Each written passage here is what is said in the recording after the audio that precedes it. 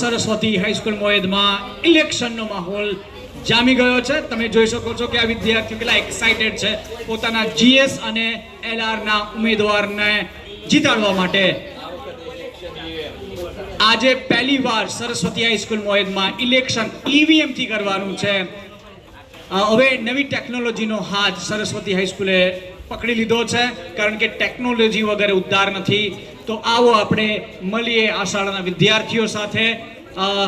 શું લાગે છે આ ઇલેક્શન કેવું રહેશે?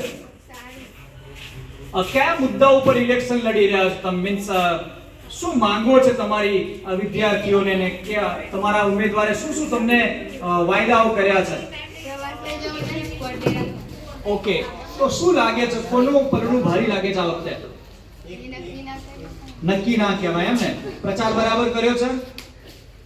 ઉમેદવારો કોઈ લાલચ તો તમને આપી નથી કે તમને પાપડી ખવડાવીશું, સમોસા ખવડાવીશું, એવું કઈ વાત?